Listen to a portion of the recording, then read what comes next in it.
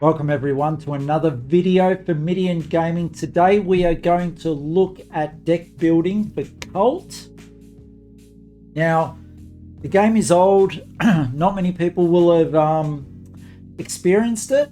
And yeah, me as a first time building the deck with this game, I know I've made some mistakes, and I'm going to show the mistakes here and what my reasoning is and what my thinking is behind it.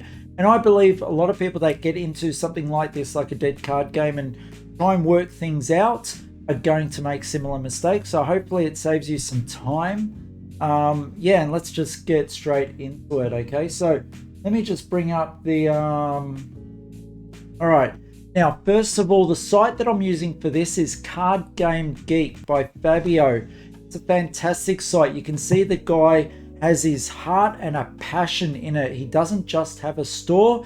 He's actually created something amazing for the Dead CCG community by making databases that you can build your decks from for a lot of these old card games that don't have any other support. So Cult's being one of them. I'm truly grateful that he had this up on the site. And you know, I've got a lot of the French cards. So I'm really using his site to like marry up various cards to make sure that they are what they say they are. I do have other lists which have all the translations and everything that I'm also working on, but his site just makes it so much easier. So just take a look at that. Yeah, and thank you, Fabio, for all the work you've put into making such a great site and such a great resource as well. All right, let's look at this deck. It is atrocious. It is terrible, and I'm going to tell you why. So when you're playing Kult, you are trying to do the Mystic Cross, which you've got position northeast, south, and west, and then you've got 4 on the side that make up the cast or a staff. Okay.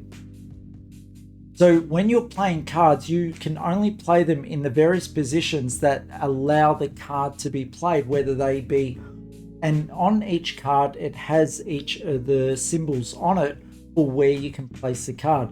So I went into it saying, I need about 5 or 6 options for each position in that cross or the staff to make sure that I can fill those spaces up.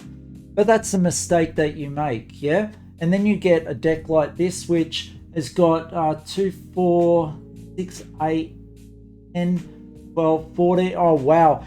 You've got 58 cards in the deck. And look what I've done. I've put a whole bunch of beings in. So effectively what I would be doing is playing beings, and I would be doubling up. And soon enough, I would get hand jammed with that. Unless someone actually started killing various beings or doing something with them, I wouldn't be able to play those other cards. Now, the object of the game is to get your population markers, those influences, onto the various casts and onto the stage and then onto your major arcana. So naturally you would think that the beings are important, and I think they are, but there's other cards that speed up the game. You know, you've got influences, you've got commandments, and look at that, I've even put regions in. So not only do you have the beings in all those positions, I've also got the regions in. Like, this is crazy, and I just wanted to show the example of me waking up to this and going, what are you doing? Like, this is just wrong. So if you are getting into the Kult card game and you want to know how to make a deck, take this as an example of what not to do. Honestly, with the beings and the regions, I really don't know how many cards are in there. If I were to count up a third, maybe just a third of what I've put into that. If that's 30 cards there, go with maybe 10 beings and maybe 2 or 3 regions. Yeah, that is my recommendation. That is what I'm going to be working towards with fixing this deck up.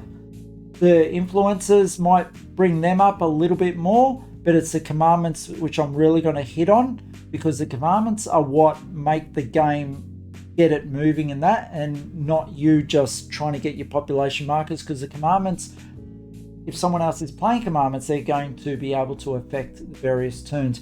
I chose Netsack mainly for the fact of I had one in there. Now, let me just see. It was either the gang member. Yeah, I think it was the gang member that got a +2. Now, this deck is very combat orientated. A lot of the things in there have pluses on their combat values, the CVs. But I just got to re-look at it and see how it's going to function a little bit better.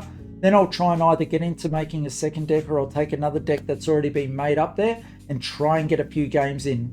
Do a few test games and then start videoing some games so people can actually watch it, because really there's nothing out there in English for the Kult CCG, and so going to try and get something out there. So once again, thank you Fabio for producing such an awesome site and an awesome resource that someone like myself can use. Look, everyone else, if you like the video and you like this type of content, give us a thumbs up, let us know, throw it in the comments, tell us what you want to see, because we are spending the time to do this type of stuff. And you know what? To support the channel, give us a subscribe. It's a second of your time. It's a lifetime of love for us, okay? Have a great one, guys. See you on the next video. Looking forward to seeing what I do with this deck. See you all.